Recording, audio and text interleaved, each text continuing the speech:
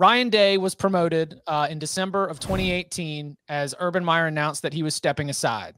Ryan Day has just run roughshod through the Big Ten. He has won Big Ten championships. He has made college football playoffs. He has made a national championship game back in 2020. Of course, last season is disappointment through and through with the loss to Michigan. But then when CJ Stroud and Jackson Smith and Jigba light it up in the Rose Bowl, you are looking at the Buckeyes as a national championship pick going into this coming year.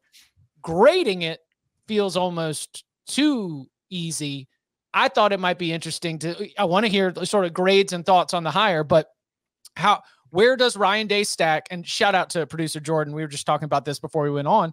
Where does Ryan Day stack up against the big list coaches in college football right now with a very small sample size, but nothing but success so far?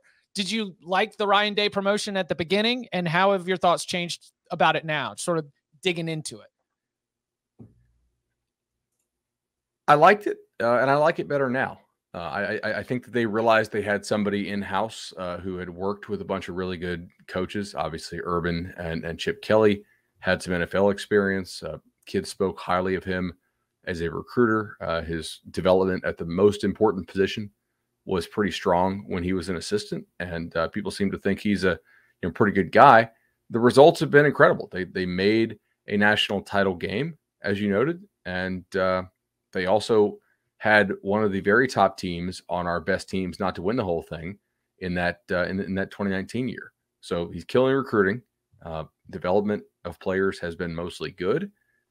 I think the only thing you really dig him for, perhaps, is the handling of the defensive staff entering the 2021 season that we just had.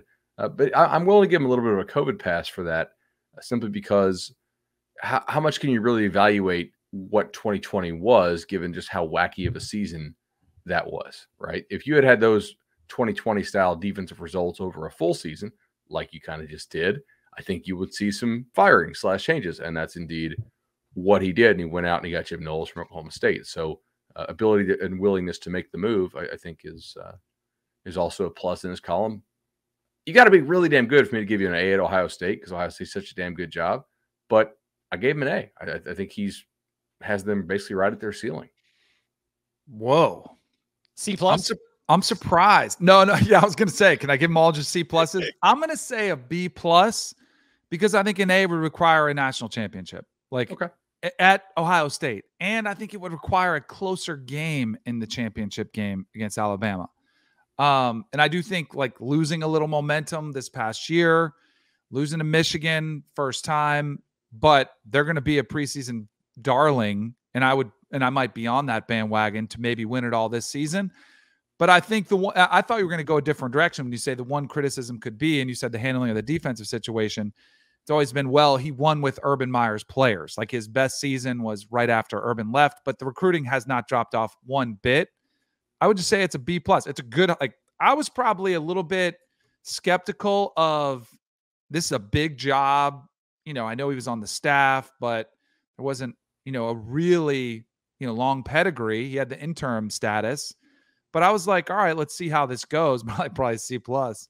And I would say B plus. I think I like Ryan Day. It's nothing against him. I just think the standard at Ohio State is not competing for a national championship for actually winning one.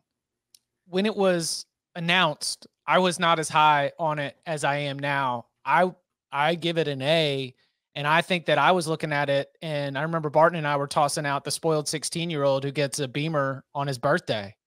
Congratulations, just don't crash it.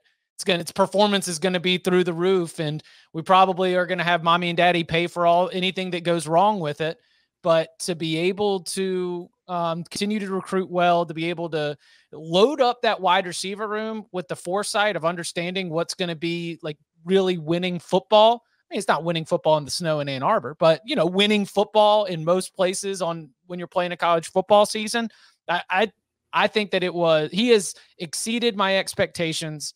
And I think that he has really, even he's from New Hampshire, so he's more of a Northeast guy, but he seems to really tap into the Ohio State fan base. He seems to be a good representative of what the fans want. And my memories of this, are grizzled Ryan Day in quarantine, sending hostage iPhone messages to all the Buckeye faithful as they're fighting to bring Big Ten football back. He was on the forefront. He was like, no, we want to play. And he was giving that message that Ohio State fans wanted to hear. So even though he's not, from Ohio, he didn't have that sort of connection the way that Urban Meyer did.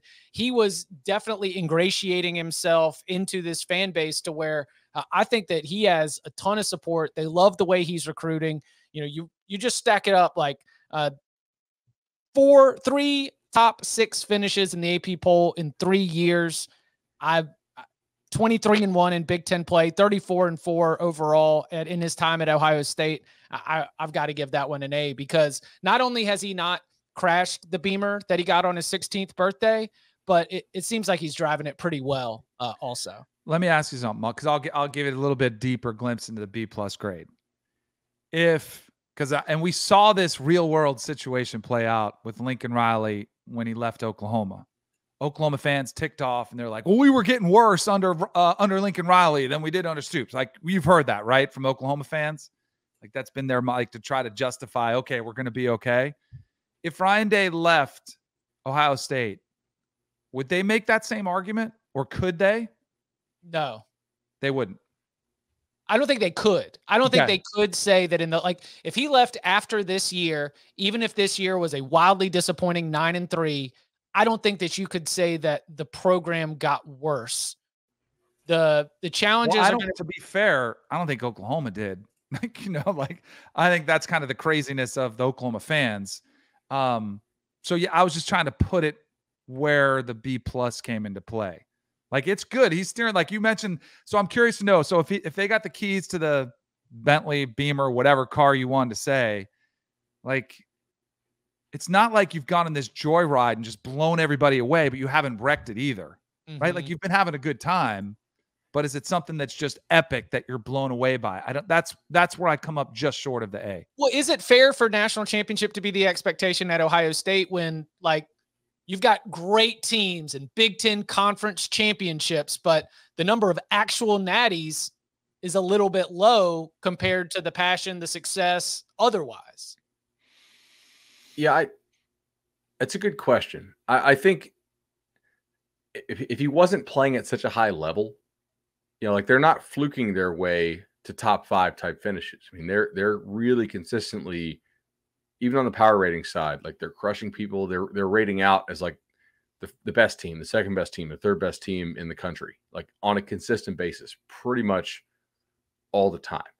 So for me, I'm willing to give him a pass, because we just talked in the pre-show, like, Ed Orgeron, Gene Chizik. Sometimes national titles can be a little bit misleading, and the consistency with which he took over the sports car, but he hasn't throttled it down. To me, he's proved that he can drive that thing at about the same speed, that Urban Meyer was driving it. And to his credit, the car had some issues. Like, there was, Urban Meyer didn't exactly leave it in a perfect situation. Do you, by the way, real quick aside, because we got a lot of coaches to get to, you guys don't believe all the stuff in that article, right? Like, you really don't think he knew who Paris Campbell and the D tackle for the Rams? You don't know who Aaron Donald is either. No. Yeah. So here's the thing. Here's where I think this is unfair. You ask, and you guys have interviewed coaches. I've interviewed coaches. Like, especially when you're in production meetings, you'll ask them, and the coach will just refer to 99. He'll be like, well, that 99 is a good player.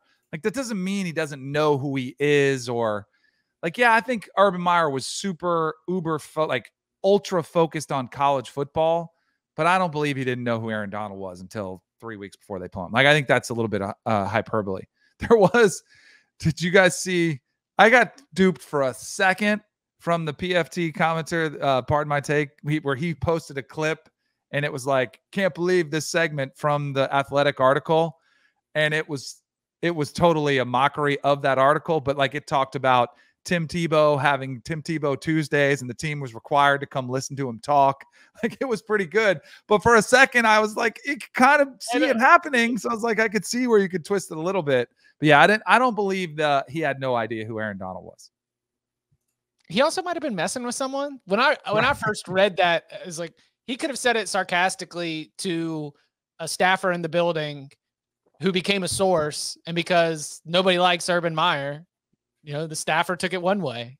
I don't know. And I 100% believe the putting everybody's job on the line. Like, that was something Jimmy Johnson, when he was head coach of the Dolphins, that was a regular. Like, it was Dan Marino, you're going to get cut. I mean, Belichick still did that with Brady. Remember, he'd be like, that high school kid down the street throws it better than you did today at practice. And he had 3 Super Bowls. Like, that's a very old school mentality that I think Urban Meyer thought was going to work. And clearly it did not. How do you read so many books supposedly on leadership and have it go so poorly? Well, that's why I whiffed so bad on the Urban Meyer. I thought he would adapt. I thought he would talk to the right people. And he said he studied the NFL for 6 months and he did all this research, but I don't think he could get that. A lot of college football coaches have a God complex. Like, hey, I am the God.